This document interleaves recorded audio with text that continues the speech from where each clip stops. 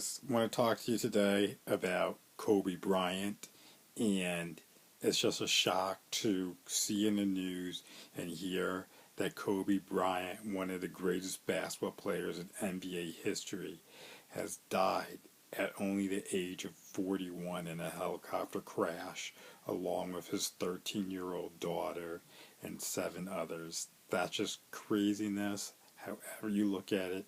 However you think about it, that Kobe Bryant and those eight others are no longer with us, and just gives you a lot of pause and a lot of things to think about and consider.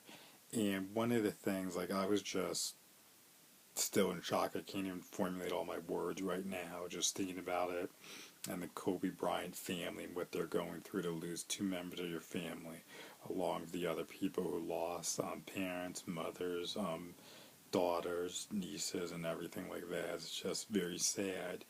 But with this, I think everybody's having a different perspective on life and what's involved. Because if you look at this, Kobe Bryant, the night before he died, LeBron James passed him to be the third all-time scorer in NBA history.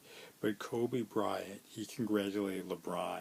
And I think even the news and media, they asked him, Kobe, are you upset that somebody's going to beat your record and push you down to fourth in all-time scoring?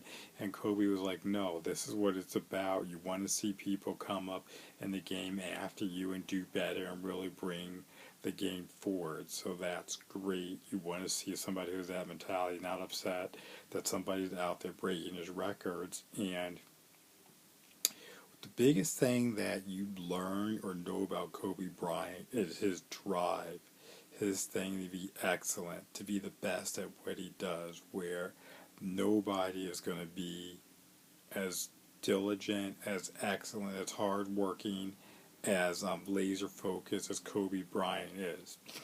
And I think there's a lot of takeaways that we can have in our daily life. Like, are we really living at our best? Are we putting in all the time and effort that we need to be? What type of legacy are we leaving behind? Are we really striving for greatness? You don't have to be on an NBA court. You don't need to be a famous personality. But in your everyday life, what are you doing to make a difference? What are people going to say about you? And what type of legacy are you ultimately going to leave? And so I've been reading up on Kobe, seeing all the tributes, hearing all the stories about him, and I just think that there's things that we can take away for our life, and especially for those who are in medicine trying to get into medical school and all of that. And they talk about, like, Kobe, he was focused, he was driven, and in one game in particular, he missed like 5 shots in a row. And most people, they're going to look at that and think, oh, I'm not going to take the next shot when somebody passes me the ball because I just missed 5 already. I'm going to just dish it off to somebody else, or it's just not my night to shoot the ball. That was not Kobe. Despite missing those 5 shots, he still took the game-winning shot because he was like, I'm a baller, I'm a scorer, that's what I'm here to do, and I'm going to make that happen. And a lot of times what happens with students, in particular, you're studying, things aren't going well, maybe you bombed an exam or whatever, and now you're discouraged, you're frustrated, and you don't know what to do, and you think, okay, I need to give up, I need to step away from this. But no, this is a time when you really need to dig in, dig deep, and go harder, and push yourself to the next level, and really see what you're made of. Because Kobe, after missing all of those consecutive shots in the game, do you know what he did? He went to the gym and he made sure that he made 800 shots that night, well into the next morning. He was just shooting that ball because he noticed it was a weakness. It was a weakness in his game, and it was something that he couldn't have and he couldn't live with. And going on this topic of weakness, Kobe changed the NBA. Most guys, what, you're going to play your 80 games a year in the season, and then when it's summer, off season, what are you going to do? You're going to relax, you're going to chill, you're going to have fun, you're going to spend time with family and friends. And I think, okay, I need a break. I need to do something else in my time. I don't need a ball. Kobe was different. He used the off season to improve on whatever he felt was a weakness to bring his game to the next level. So if there was something that was weak, he was working on it so that when he came back next year, that was going to be one of his secret weapons that he's going to use to exploit, drive to the basket, shoot, do defense, whatever needed to be done. That was Kobe's mentality. And you have to ask yourself, what mentality do you have? What are you bringing to the table? And I know medicine is a long journey. It's a lot of ups and downs, a lot of hurdles that you need to overcome. But is there something that you can be working on? Maybe you know, like, okay, my pharmacology is weak as a medical student, or is that something that you can be working on? Or maybe, oh, my anatomy, I really forgot a lot of things from first year anatomy class. What could I do to make that stronger? Or maybe you just know, like, oh, numbers and math isn't my thing. Is there a way that you can start doing more problems in math and make sure your numbers are stronger, where it's basically a reflexive reaction to it, where you're just throwing out those numbers without even thinking about it because it's just automatic? You've been drilling yourself on those things.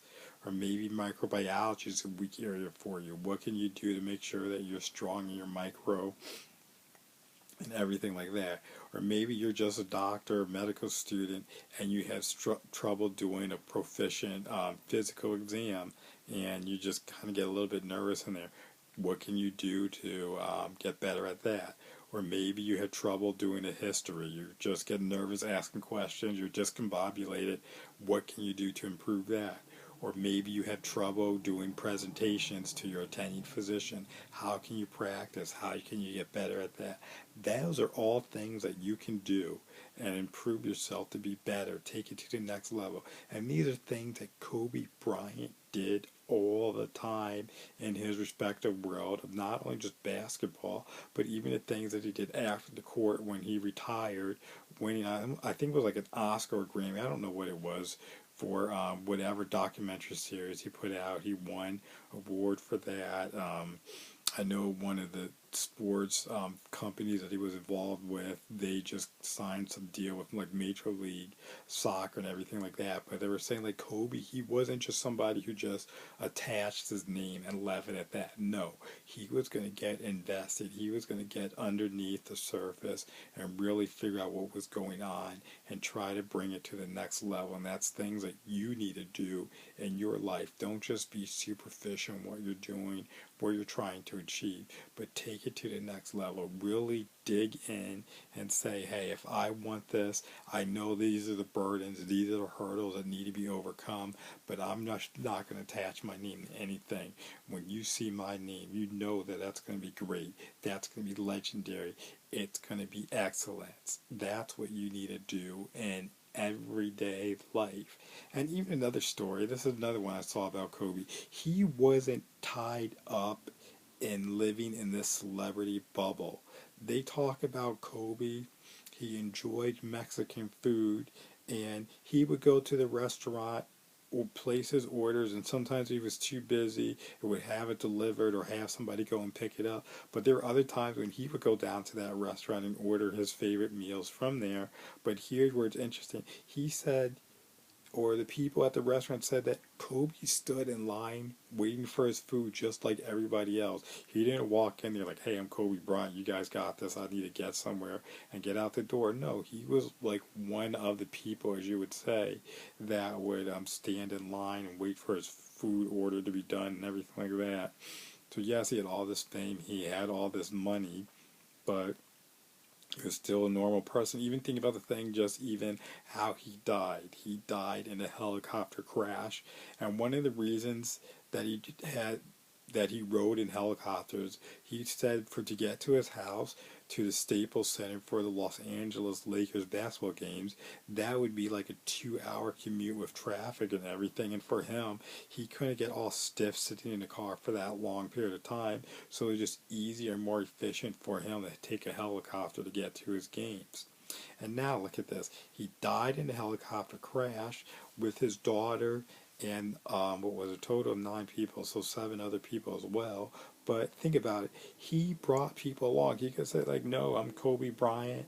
I just travel in this helicopter, just me and my family. But no, he brought coaches, other kids on the team and their parents as well on this helicopter. So it shows that he wasn't just totally selfish and everything like that. He was doing more to help other people. And we don't know the extent of what he was doing behind the scenes in life, because a lot of people, when you're that rich and that famous, you have this where you want to make a difference, as Kobe was doing. You do a lot of things behind the scenes that you don't get recognition for, because you just do it out of the goodness and kindness of your heart. And so those are just things that we can think about, we can contemplate, we can reflect upon. But the biggest thing I want to say is you can do more in your life. You can achieve more.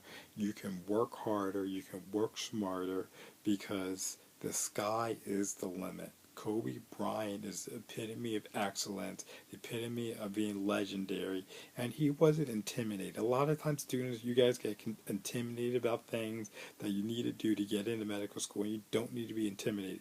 Kobe Bryant, his idol, the guy that he looked up to when he was growing up, was Michael Jordan, MJ, the greatest basketball player of all time. Michael Jordan. And you know what happened? Somebody arranged a meeting after, I think after one of the games, for Kobe Bryant to meet Michael Jordan. And this is his idol, the guy he idolized, saw on TV. And guess what Kobe did when he met Jordan? He told Jordan at their first meeting, he goes, guess what? I can kick your butt in one-on-one basketball. Imagine that. That, some people would say that's cocky, some people would say that's crazy, but it just shows you, like, oh, he was a baller, he was competitive and everything like that, and like he wasn't going to shy away from his idol or somebody else, because Kobe went straight to the NBA from high school, never went to college or anything like that, because he knew, like, he was a baller, he was an athlete, that's what he was going to do, and he just needed to compete at the highest level, and just going to college would just be a stepping stone for him in that process, and when it ultimately get him where he needed to be. Obviously, if you want to do medicine or engineer or law and stuff like that, you obviously need a college degree for that, so I'm not advocating that, but for the route and what he was trying to do, he knew where he needed to be and where he wanted to go and the steps he needed to take to get there. So you need to have the same thing, be focused, don't shy away from anybody, the MCAT, exams, reaching out to a physician you want to work with, just get in there, knock down the door and say, I'm here, I've arrived, and I'm going to make myself known for something, and whatever I'm not strong in, I'm going to work on it, I'm going to study it, I'm going to do whatever it takes to excel in that area and just make it a stronghold in my life or whatever I'm trying to do. And so that's just a legacy that Kobe leaves for a lot of people to really think about what's important and what matters in life. And it's craziness that the guy, everybody knew who Kobe was. Look at it. I'm just saying Kobe. We don't even use his last name. He has that much notoriety and fame that he just goes by a first name, and everybody knows that. But he was also a family man. He had 4 daughters, 17, 13, 3, and one who was only about 7 months. 7 months. Doing a math on my head, I knew she was born in June, so only 7 months, but they said he was fiercely protective of his family and did so much for his daughters and his wife and everything like that. And so that's just something that, like, don't be totally consumed by your work where you neglect your family as well, because medicine, yes, it can call you anytime, any hour, day or night, where you're just in there doing something for another patient or somebody else and not your family.